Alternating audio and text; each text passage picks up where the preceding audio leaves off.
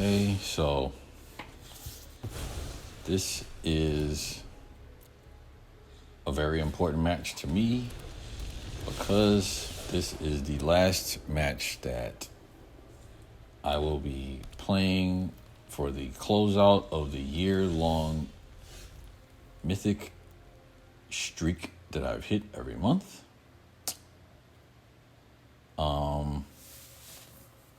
A year ago, I decided, I'm going to try to get into Mythic every single month for a year. And I did. Evidence is on this channel. And this rank that I just got here was high enough for me to say, you know what? I'm going to close this chapter out at this rank.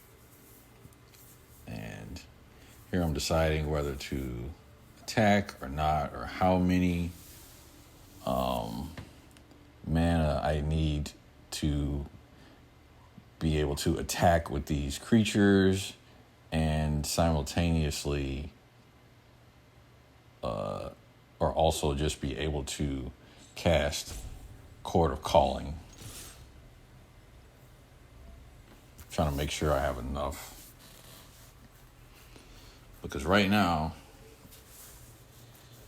it's a real good position for me because he already uses Closeout command early, and I think he needs at least 3 mana that are colorless to do a Closeout command on one of my creatures. And here I'm thinking, well, I should probably put a green creature with all the counters, because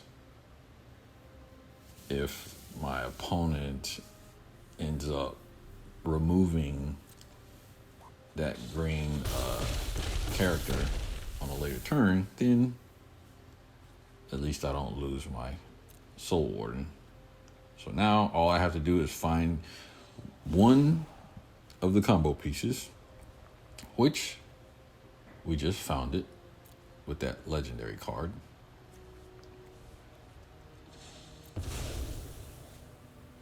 The Surveyor. Put her out. And now we get the Moon Dancer. And he knows right now that, yeah, he lost. And there we have it. Rank 309. That is the highest rank that I've gotten this close to season close. At the time of making this video, there are approximately 23 hours left for the season close. And the rest of these matches are just some examples of what I was going through to get all the way up to Mythic 309.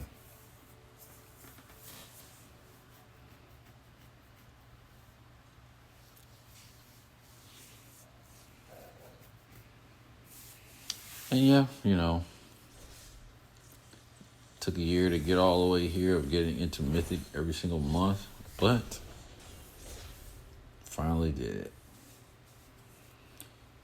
So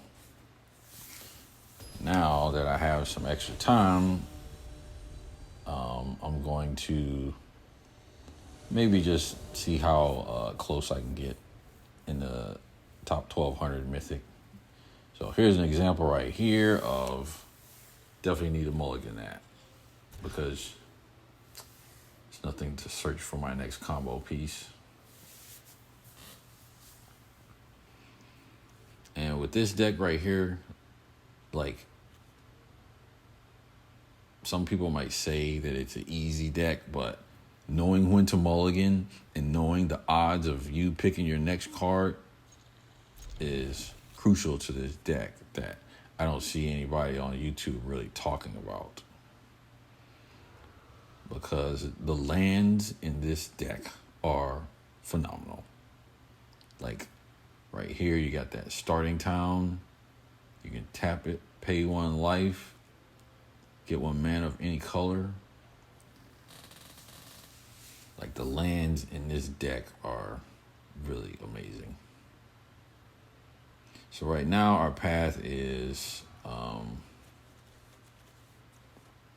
we're going to try to get more creatures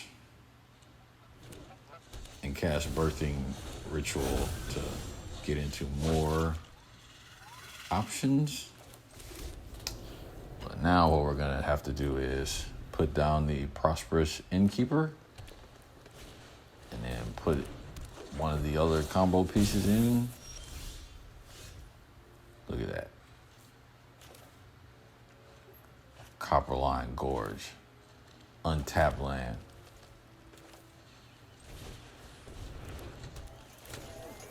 So now this should be easy peasy. Lay down that land that we have and cast the 2 combo pieces. I was thinking like, yeah, I won this match because I was like, you're not going to kill me this turn, but I can definitely kill you next turn. And he's tapped out. Look at that. Plenty of health.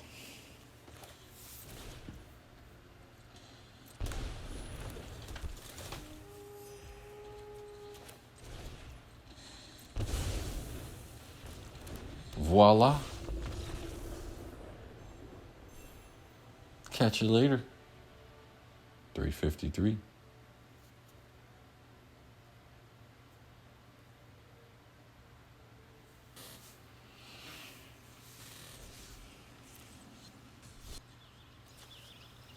Who is this? Anima.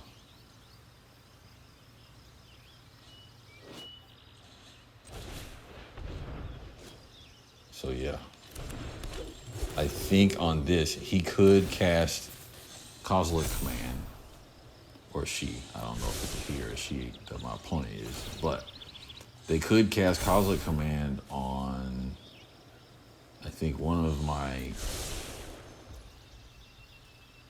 1 mana creatures, but I don't think that they could do it on the Core Spirit Dancer or my, not the Core Spirit Dancer, but the Moon Dancer and my other combo piece, which is a Surveyor right here.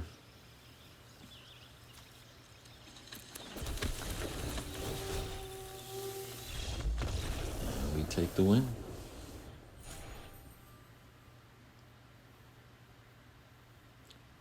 $407, not bad.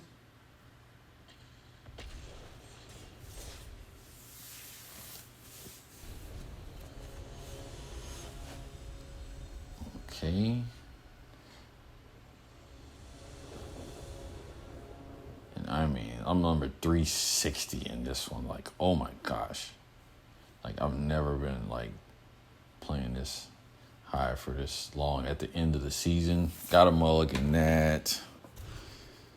And now this hand isn't really much better, but I'm like, I don't want to lose any more cards, so probably Prosperous Innkeeper. Yep. Because that's the thing. You have to be careful of the lands in this deck. Because you have to make sure that in case you get a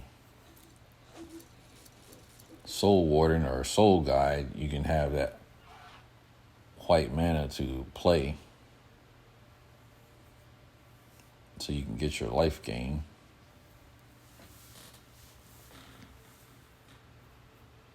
So I guess what we're going to do is going to put the Bird of Paradise down first. And then after the Bird of Paradise, next turn, we can put down the Innkeeper. And yeah, I think the clearest path for this is a turn 4 win.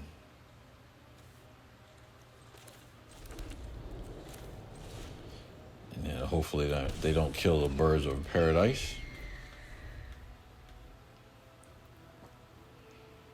Let's see, what does this opponent have? Nothing. So I'm thinking we'll probably put down the innkeeper. Have to put down the innkeeper. But yeah, I guess at this point I'm trying to figure out how many mana can I use to hopefully put down the surveyor and use Green Sun Zenith. I think what I should have did right here, what I should have done was I should have put the surveyor down instead of this card right here. That's what I think. Because after I got the surveyor down, as long as they don't kill that surveyor, which they didn't show any red mana that they could kill it with on their side for land, then all I have to do is use 3 mana for Green Sun Zenith. But, you know, sitting there playing at this level with these difficult people, it's like, oh my gosh. Oh, well, maybe I did it right. Yeah, I think that's the most efficient way, because now it's going to be a turn 3 win if I can get that Green Sun Zenith down. But I don't know what this opponent has going on. Yeah.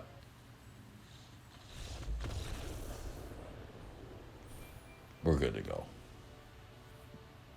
All 3s.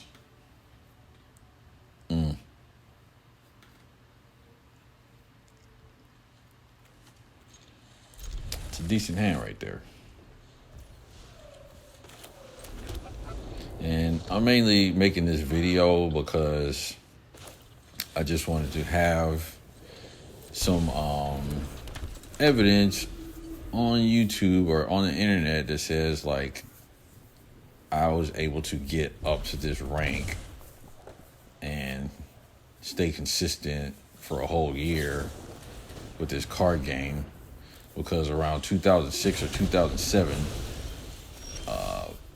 Street Fighter 2 came out for Xbox 360, and I started playing it, and I was having a lot of fun, and I was real good, and then I ended up getting ranked in the 400s on that game, around maybe like 405, or maybe it was like, 497, somewhere around there.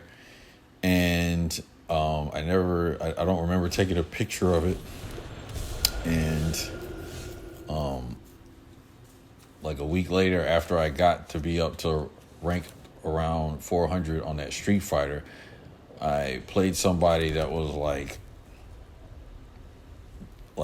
very low in rank, like in like the 300,000s or something like that, and they had a bad internet connection, and then it automatically just like disconnected, and I lost the game, and then they put me at rank like 200,000 something, and then I could never recover to get back up to like rank 400. So this is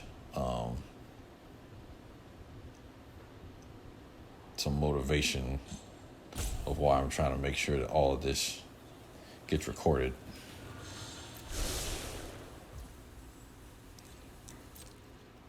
So at this point, I'm hoping they don't exile either one of my creatures, because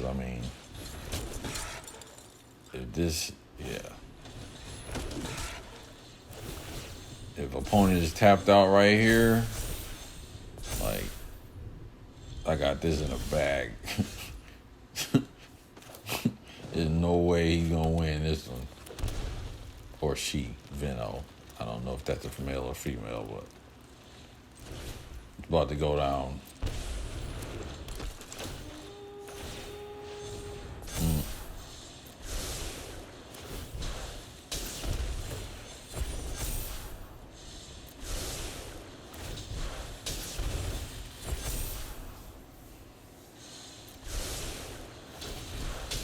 most people don't let you sit there and go through all that, all the combo of losing all of that health. They usually quit, which is understandable.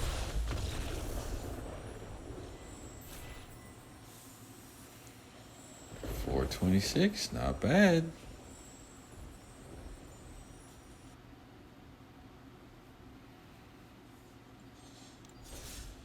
Okay.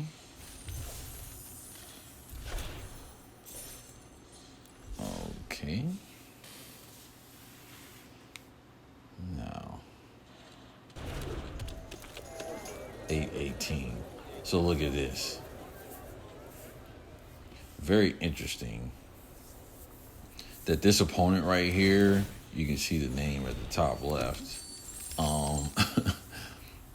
This is the second time of me playing this opponent during this set of The Last Airbender. This my win rate for this set during the release of Avatar: The Last Airbender for this game was like 75%. It was like 83% on the play and like 69% on the draw. So 75% is like really excellent numbers in Mythic. Because if you're just getting like 60% in Mythic, that is doing really well.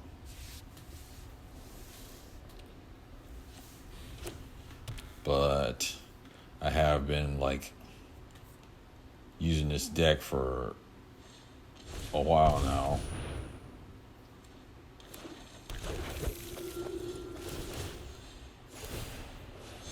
So this opponent is number 82 in the world. I'm just sitting there like, man, my chances of beating this guy is not good. And now I'm wondering, like, oh, I hope he doesn't have, like, fragment reality or something so that hopefully I can play my card. And there's that one counterspell that you need 1 white mana to counter target spell unless its controller plays 1. So I'm like, well, at least I have this. But when I saw it resolve, I was like, yeah, we got it locked in. And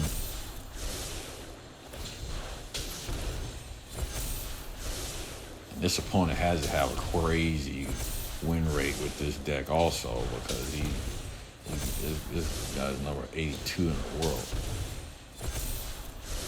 But I see him a lot on the ladder when I'm like grinding up to like Mythic. When I'm playing in Diamond, I see this opponent fairly often.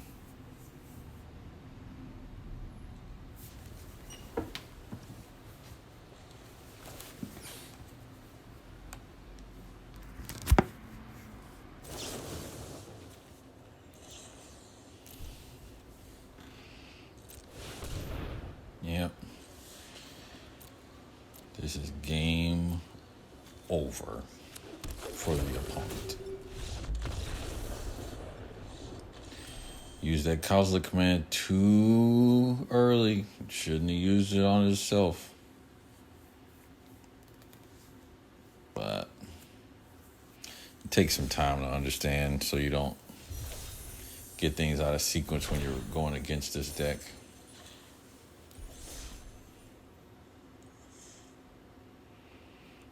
$828.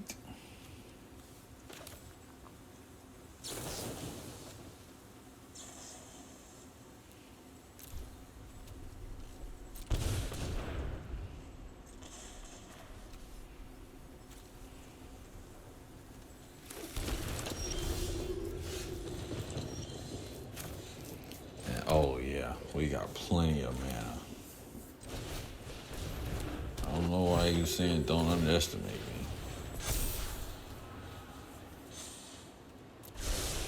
It doesn't matter. And he said good game, so I was just like, I don't know if he's saying good game because he was about to zap one of my creatures or something. But I just say good game anyways. Okay. He didn't want to see it come down.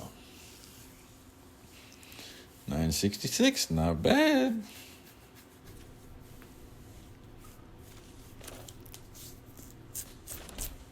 Mr. Trippy Slippy over here. Look at this. So you see my rank at the bottom. Look at this. My rank is 1206 at the bottom. So you would expect my rank to go up if I win, right? But watch this.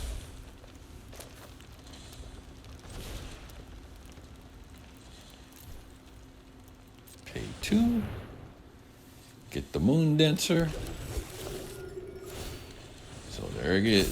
So my rank is 1206 right now.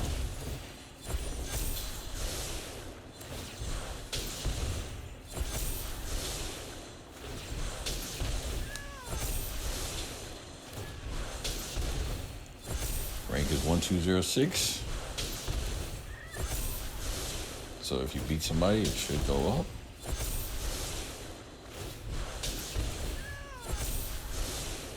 And I mean, opponent should give up right now because they can't do anything because they're tapped out. But, you know, you want to see a combo? Doesn't bother me. Look at that. Opponent did not have a chance.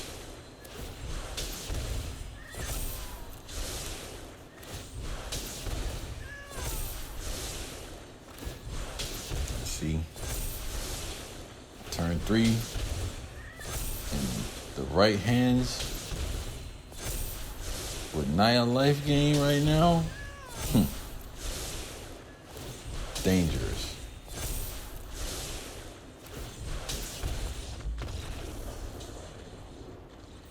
So this is rank. I'm at 1206. 1068. Moved up a lot. See, there is this guy right here. See his name up there again? He was like number 82 or 84, and now, when I was at rank 1482, he was at rank 106.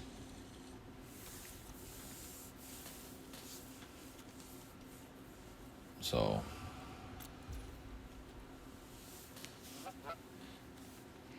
you know, I'm nice. See, I say hello.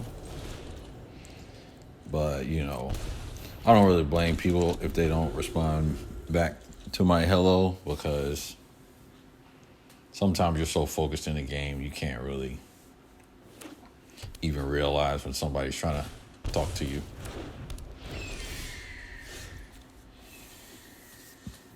So, gonna go ahead and put down this Bird of Paradise. Look at that.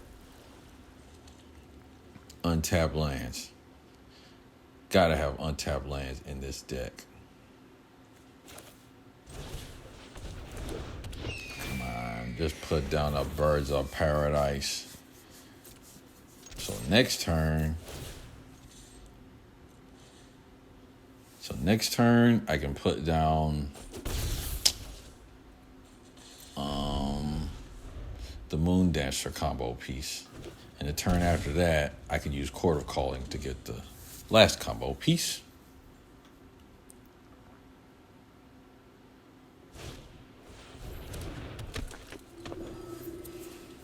Okay. So he's basically got the same deck as ours. This is a mirror match.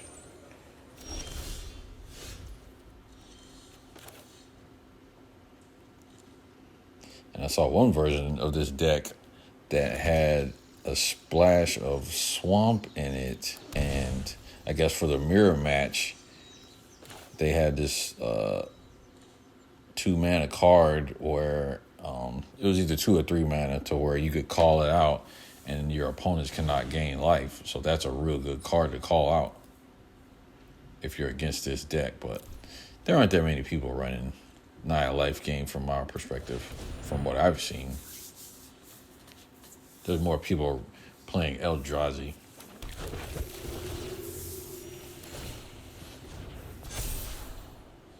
So right now I'm thinking like, oh my gosh, I hope this opponent does not have the right combo pieces, because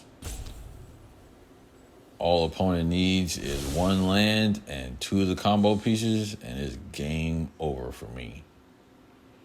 So I'm just like, yeah, I'm gonna win next turn. If I get to survive until this turn is over, I'm gonna win. I know it. So I'm like, he better win, because like right now, like, yeah, he's got enough mana to lay down 2 of those cards.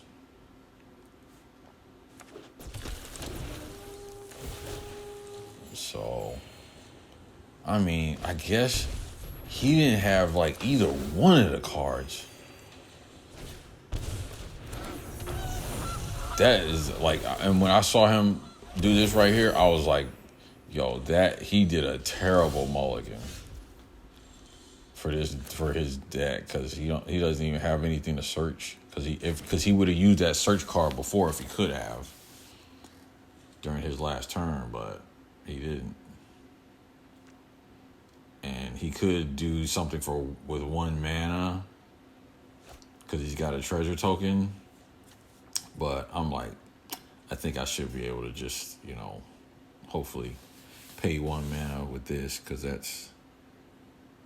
I need 5 mana to cast Court of Calling, and I would have 1 left over to pay a cost if he counters. And right here, I didn't know what I was doing. Just I know it's either click for mana or convoke, one of the two. But I don't think it even mattered really. And then look back on the battlefield. Make sure you know which one you need. You need the Surveyor. Got to make sure, because there have been times where I had the Moon Dancer out and I grabbed another one and I realized I messed up and I felt terrible.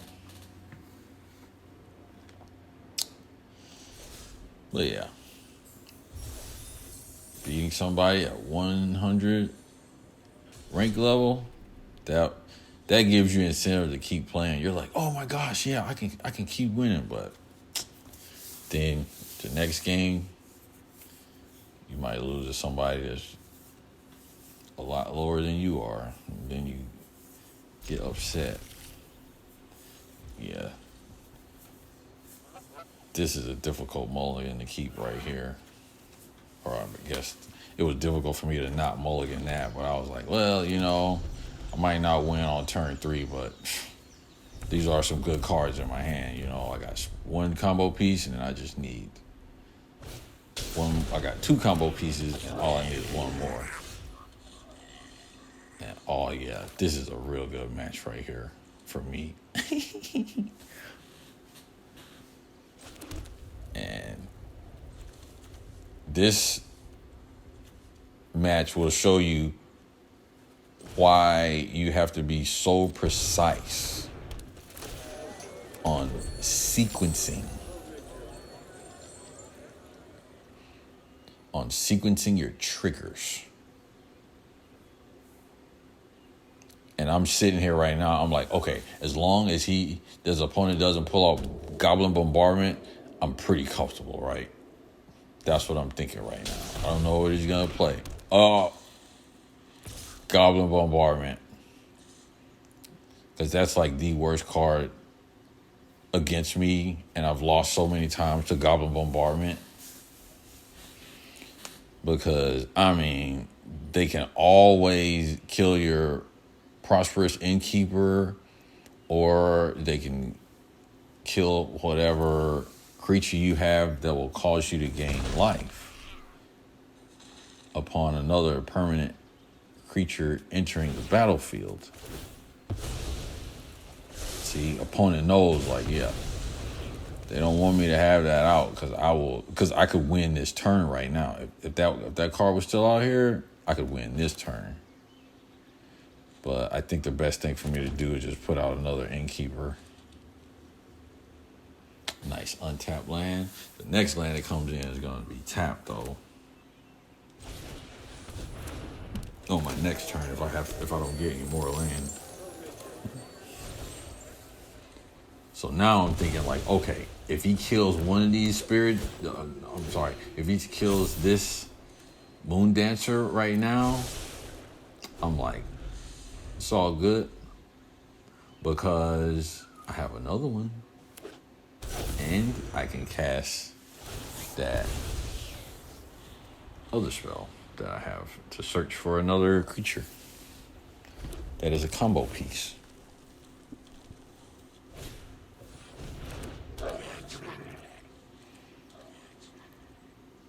So yeah.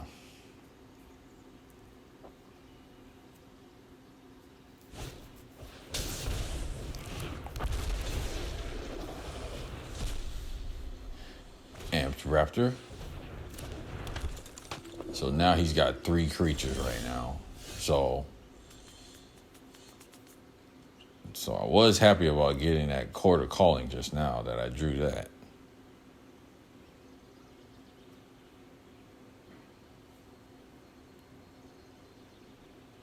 But I'm trying to make sure that I sequence it right. Because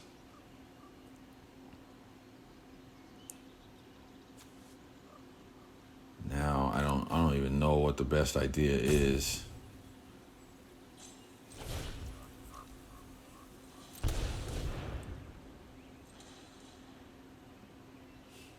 Because if I would have used Court of Calling just now, he could have zapped my Prosperous Innkeeper and I wouldn't have won.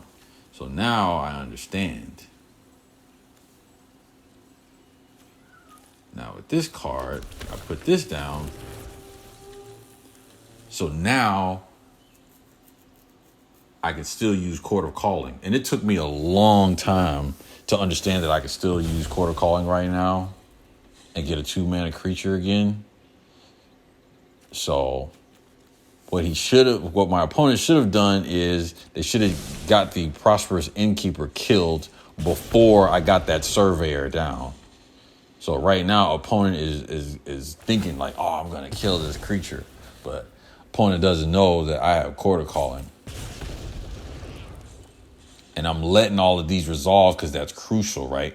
You gotta know when to do your sequencing. And now it's time for me to do the Court of Calling when at instant speed, now I can start gaining a life.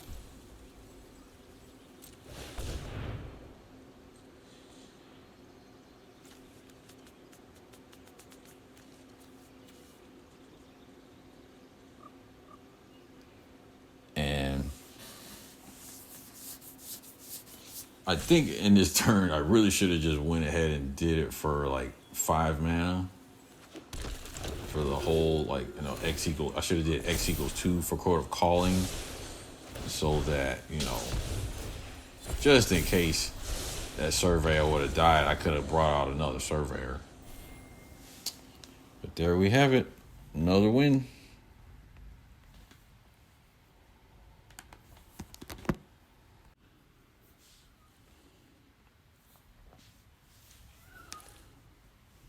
Okay. Wrapping up this match. See what match we have next.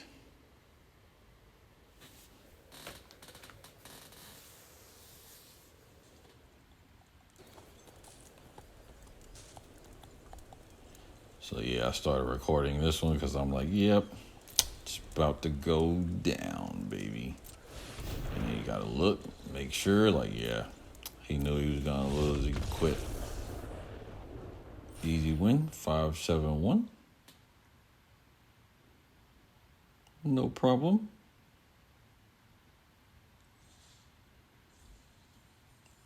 And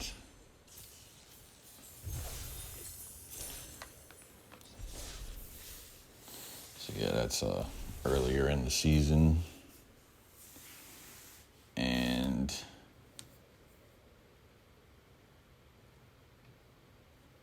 this right here is just from October.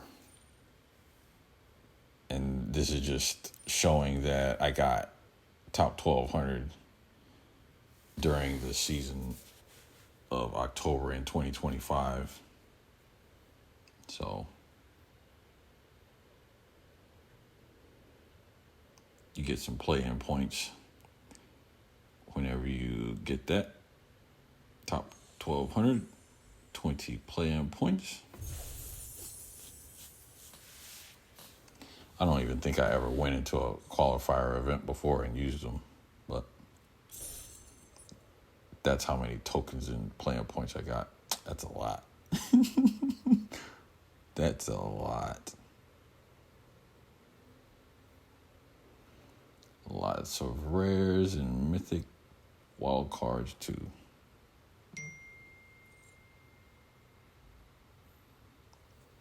Nice vault.